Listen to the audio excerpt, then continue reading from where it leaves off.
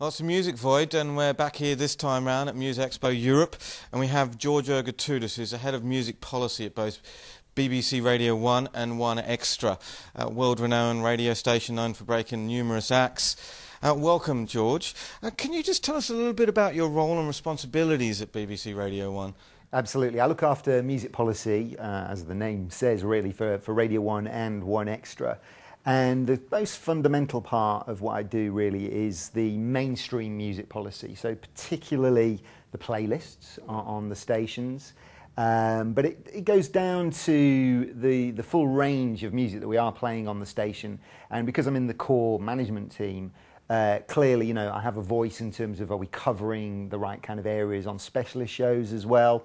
And on an ongoing basis, I deal a hell of a lot with the kind of Radio 1 and 1 Extra relationship with the wider music industry, whether it's at management level, or obviously record companies, whether independent labels or major labels. Okay, now can we get some of your view on the direction of radio in terms of technology and audiences in the next, say, 5-year time frame? Clearly we're in an interesting and exciting time for radio. There's a lot of change, a lot of kind of new modelling about how you relate to the audience. And for radio, the biggest probably story of all, though, is the transformation into a properly digital technological future. And it's complicated for radio because there are two, I wouldn't say rival, they're two parallel sort of ways forward for radio. One of them is the DAB, digital audio broadcasting system, the technology to actually have digital radios that receive a digital signal and obviously work pretty much like a traditional classic radio would. And then alongside that, we have on-demand radio and online distributed radio. And in the online space, clearly you can have listening live, but equally you can listen to whatever shows you want whenever you want. And then in the case of podcasting, for instance, being able to actually take elements of a show or highlights of a show and obviously listen to those whenever you want, wherever you want. And the biggest story for radio is exactly where technology and the speed of technological change will take it. Now, very, very recently, the Digital Britain report that came out only a few weeks ago has kind of committed the UK to hopefully a transformation to a stronger platform on DAB, which with a potential switch-off date even of 2015. Now, that's going to rely on 40% of the UK audience actually accessing radio on a digital basis. And at the moment, it's around 20% of the market listen digitally. So there's work to be done. On top of that, a really key question that I would throw in is that cars and in-car listening is really fundamental to radio.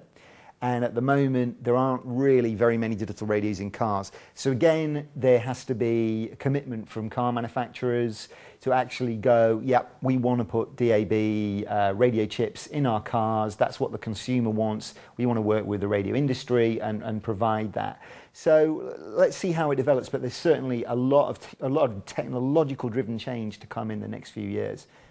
Okay, and does radio still play a major role in breaking new artists? Absolutely. I mean, Radio 1 really has built its reputation and in many ways one of its key, unique selling points around the idea of this is a place to come and discover new music. And again, we're publicly funded, so really it's always been an intrinsic part of the task of the station, in fact all of the BBC music stations to be honest, to actually help nurture and discover new music, particularly new music from the UK. And I fundamentally believe that one of the reasons that audiences still come to Radio 1, for instance, is the fact that they will hear great new music. But certainly if you're and again, just to break the audience down into different areas without getting too complicated, there's obviously the mass market mainstream audience who do want to still discover new music, but they need a comfort zone around that. They're not obsessively interested in it. They don't want to hear new music after new music after new music. And in daytime, we carefully balance, known hits of the moment and then future hits so as to make the listening experience really work for the mass market. But then of course we carry a whole raft of specialist shows where we employ DJs purely on their expertise around an area of music, and they stand or fall really by how good a job they're doing in that space. And for them, you have those serious music fans whether it's on demand via the iPlayer or listening live, literally going to Tim Westwood's show to find out what are the hottest new records in hip-hop, or Zane Lowe if you're into indie or rock. And I mean, obviously he plays a variety of music, but it's really fundamentally a new music story. And again, one of the key advantages that radio has over the wider market is that it's a very well-established place or route to actually make sense of what I consider to be real confusion. So if you're a new music fan, or even mainstream music fan, where do you go that's really effective, that you trust, that you believe in, to actually discover music? And although there's lots of algorithms that have been created, there's lots of kind of social type experiments going on, whether it's Last.fm, to try and tailor the wisdom of the crowds or understand you and your taste, I don't think anybody's really nailed it that well yet. It may get better in the future, I suspect it will. But right now, radio is a really neat solution in terms of a place to go to discover new music. Okay. Do you view digital radio as complementary or a threat to traditional analogue radio?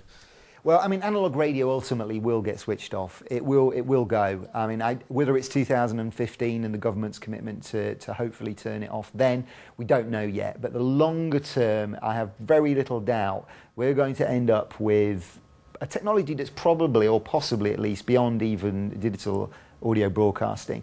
And it will be that with 4G networks, effectively wireless broadband absolutely everywhere, then whatever kind of device you're carrying, whether it's a high-end phone, a low-end phone even probably 5 to 10 years from now, and a myriad of other portable devices, whether it's small notebooks, e-readers, whatever they are, they're going to have the technology to hook up to a wireless connection with high-speed delivery of content, and that is kind of the way that I'm sure longer term radio and all of the technology will be delivered. Okay, and George, what do you think, what key challenges do you predict the radio industry as a whole will face in the coming decade?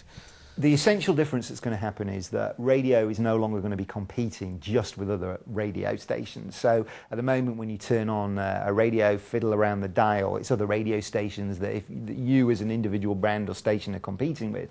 But in the future, effectively the whole online world of content becomes part of your competition. I mean, effectively, for a young member of the Radio 1 audience right now, it's already a competitive space in as much as, are they going to play games? Are they going to go and listen to their own music collection? It's a competition already, but content, which is obviously the core of the kind of business that radio's in now, it's going to be extremely competitive. And I would say that, for instance, for Radio 1 right now, we're already experimenting with visualizing what we do.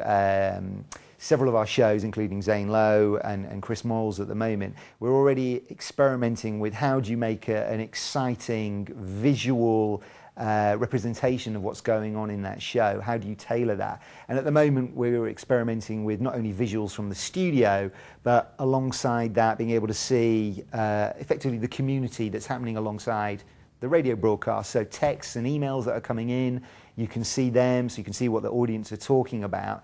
And obviously that will be able to be delivered again in the future on the many platforms that you'll be able to access radio on, whether it's your television, whether it's your little iPhone or an equivalent of that, a netbook, etc. So, we're preparing ourselves certainly for a future that's going to be a hell of a lot more complex. Okay. Now, can we get some of your views on music subscription services? Like, obviously, Spotify's got a lot of hype at the moment. There's the likes of Rhapsody or Last.fm. Are they a major threat to traditional's radio audience? And do you think they will succeed in the long term? Well, Spotify, Last.fm, I mean, there's new contenders pretty much every 6 months, I would say, that seems to have some powerful potential future in the market, and obviously Spotify being the latest one. And it's great. I mean, I use it myself. I think the bigger issues are about how those models are actually going to work. The crux of it, is an ad-funded model ever going to be able to deliver the kind of revenue that the ultimate content rights holders are going to need to work alongside those businesses? Or in the case of Spotify, obviously, they're hopefully, or